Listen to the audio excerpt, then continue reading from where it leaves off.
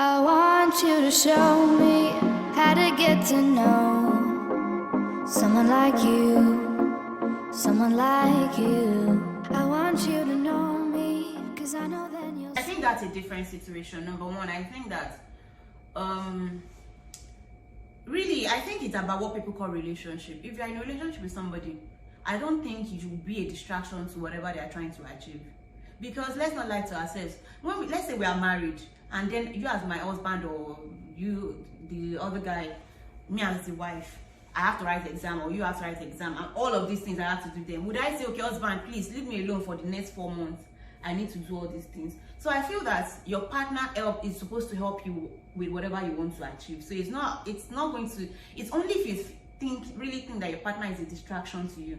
But I feel that relationship should be value adding. No matter what you are pushing to achieve, both of you are supposed to be able to help each other. I might not be able to read for you or even do your work for you, but I might also be your accountability partner in ensuring that those things that you have planned out to achieve, you can achieve them. Because sometimes it might just be me checking up on you every week to say, babe, how far? Okay, what was your goal for this week? What was your goal? Have you met your goal? And also because you know that I, as your partner, I'm going to ask you about these things. It pushes you to put in more effort because, number one, you also don't want to disappoint your partner. You get, you know. I think in my own case, I think that was one of the things that also helped us through. So I would also say that for these partners in long distance relationship, one of the things that keeps you going and also helps you bond and connect is having goals.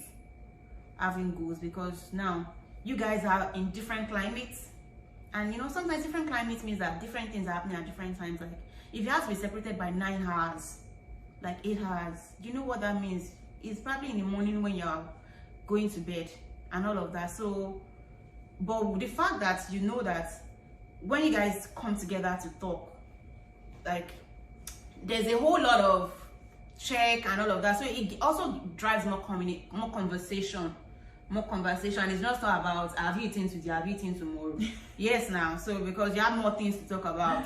Now you guys don't have opportunity to be going on dates that you would say, kiniko. So it's all of these things that now form, what is it called, that forms the bedrock of whatever you guys are having. So I think that having partners should not be a distraction. It should help you with whatever you're trying to achieve. So that is why I don't agree with people when they say you get really busy and you don't have a partner. So communication in that situation might change, but you should be, that's why I said you should be understanding. Partners have to be understanding. You try to be understanding. It might mean that you guys are not talking for so long, but the crime for me in that situation is not to keep in touch. Please keep in touch as much as possible, as often as possible. Communication at that point where he's very busy or she's very busy, probably because of deadlines and all of that, might not be so intense. You get, but that touch, there has to be. You know, we need something to keep us going. So as much as you can, good morning, hi babe, all of that. These are things are going on. You know, just give heads up. Communicate is very important. The crime is for you to go days and think it's okay to go weeks and months without even shouting out or even saying something somebody you say you're involved with. I don't know how people do that, but I think it's not okay. So when your partner is going through something,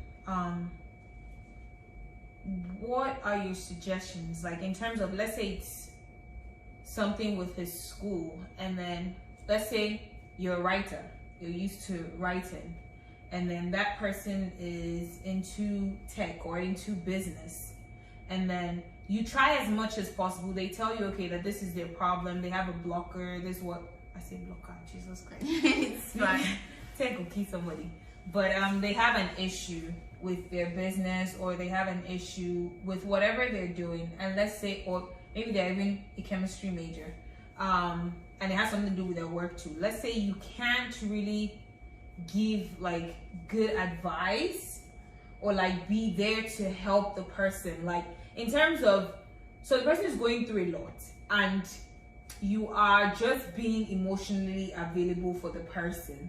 It's like, do you think that's enough? Like, what are ways that you could try to show this person, okay, look, I don't know a lot about chemistry. I don't know a lot about business. Like, you don't want to sound ignorant whenever you're trying to give a person advice. And you want to be value adding. You want to add value to whatever they're doing, and you don't want him to feel like, oh, look at this one now, I'm dating this one, she's just wasting my time. She's not even, are we even compatible? You don't want them to start thinking.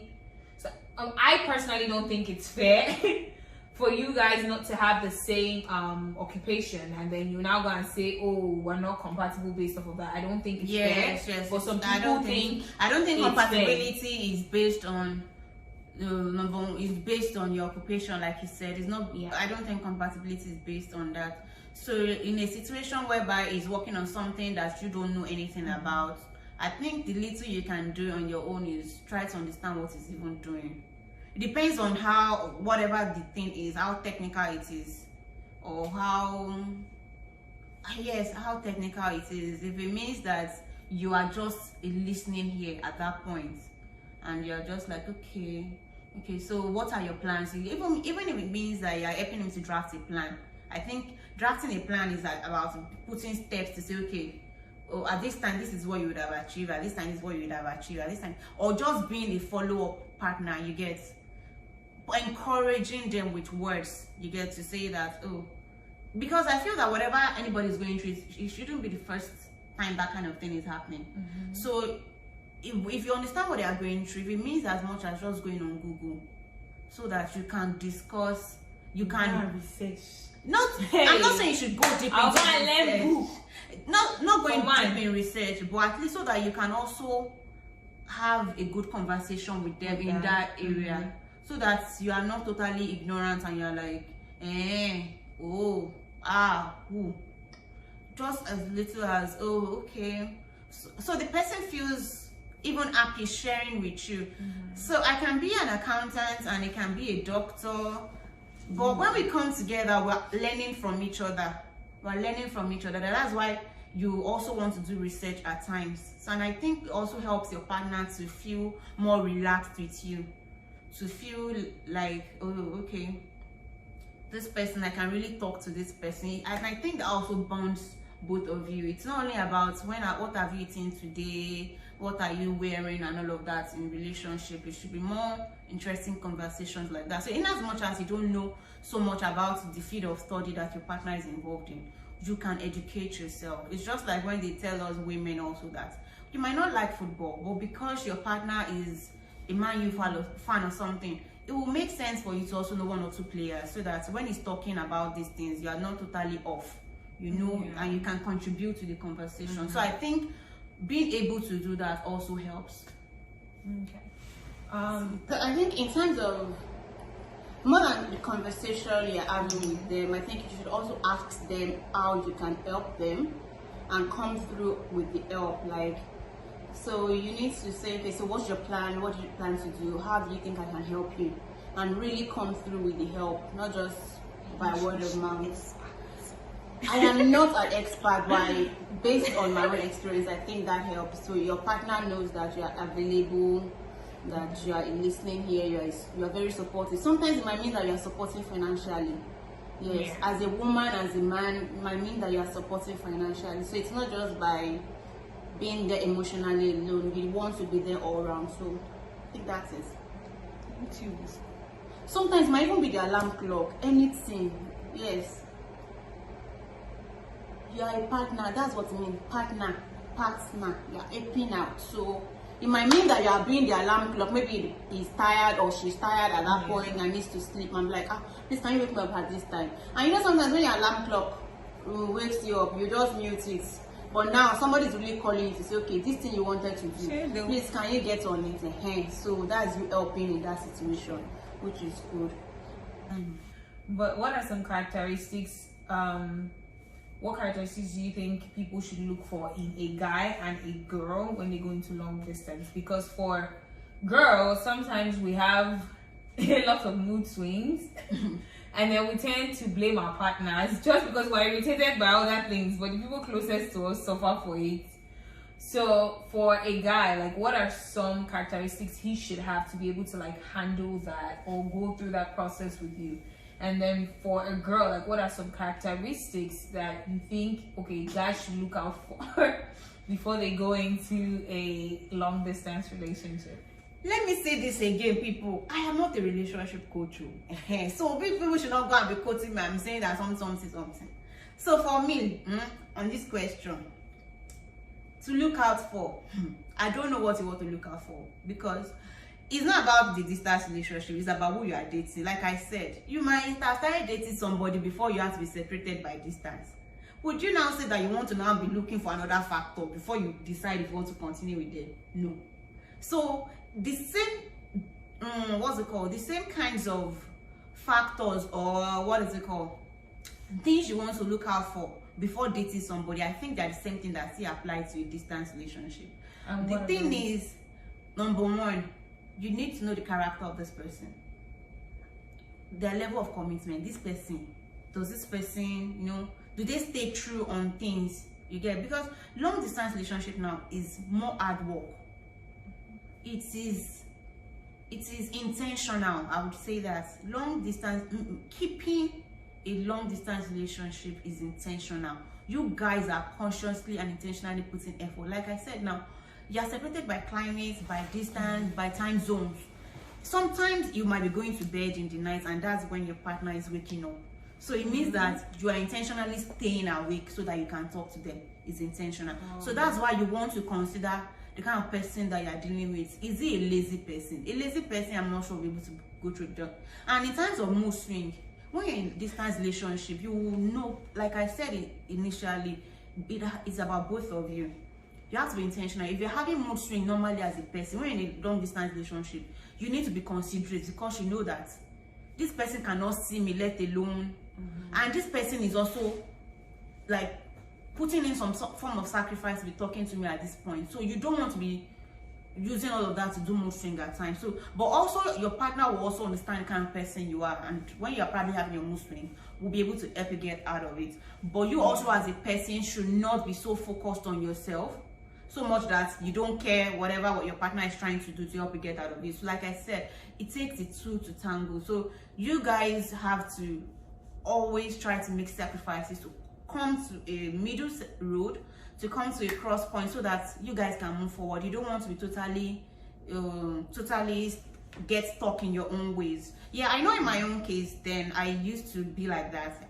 A lot of times I had, ladies now, sometimes the thing will just enter your head. I don't mind that. Sometimes your head will just be touching, just be too anyhow. I cannot relate. You just said, please don't call me, leave me alone. I don't like, but God will help you, sister. If you have a man that already understands you, you are lucky. If you not have a man that no sends you, the Lord is still your shepherd. But I would say that no matter the shakara you want to do, please do your shakara with sense. True. Especially if you know that this guy comes true. Do your shakara with sense. Don't do your shakara and go and be doing anyhow. Do your shakara, do it with sense, and the brother too, God will help him. So, but basically, I think that both of you should understand each other. If you have a very understanding partner, it also helps.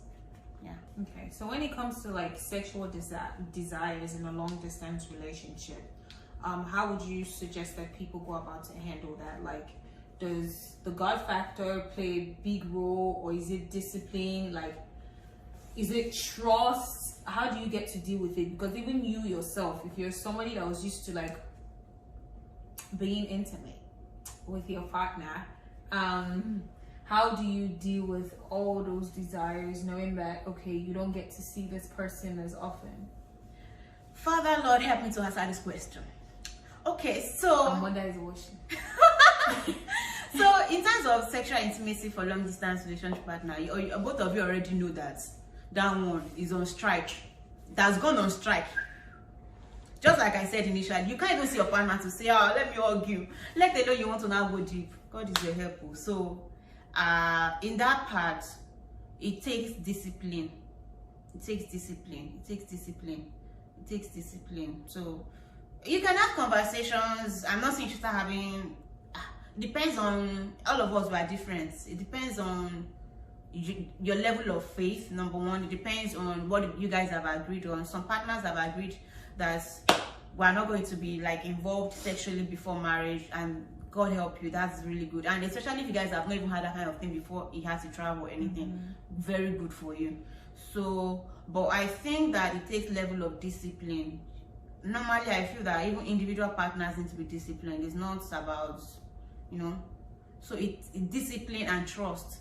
You already know your partner. That, like in my own case, I was not worried about that aspect because I knew who I was with. Even sometimes when some people told me, "Are you sure he's not?" And I said, "It's not like I'm not sure. I know.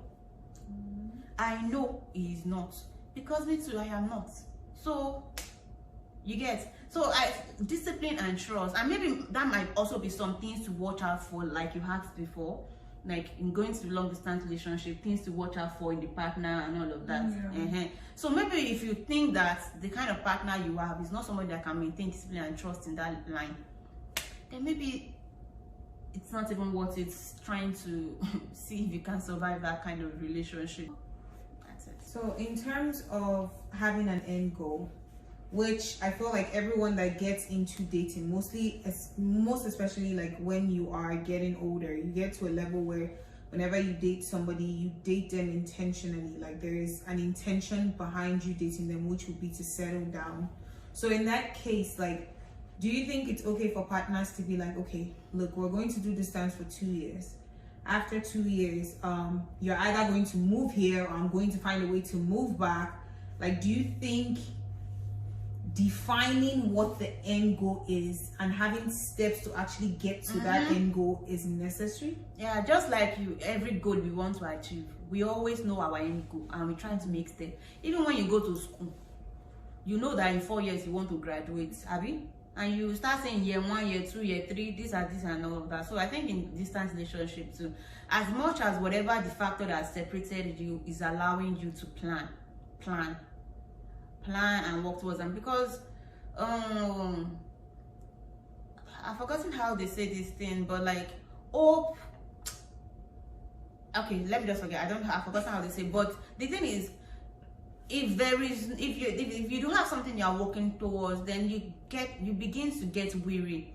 You get, especially as a lady that's probably over 25 or even already wants to get married, regardless of the age, and you don't even know when it is coming for. Both of you are just saying, yeah, let's be dating each other for how many years. You need to be able to say that, like I said, as much as the factors that have separated you will allow you plan, you want to be able to know that at this point is when we can come together.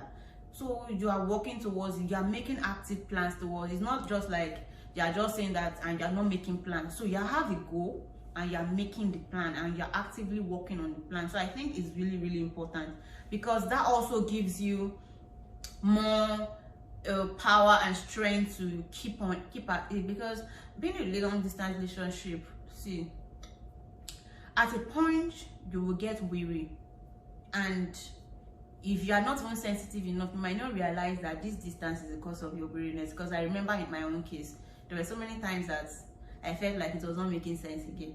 But that was why I said having good friends and family around helps you. These were some of the people that were able to help me understand that this is what was happening, and then so it really helps.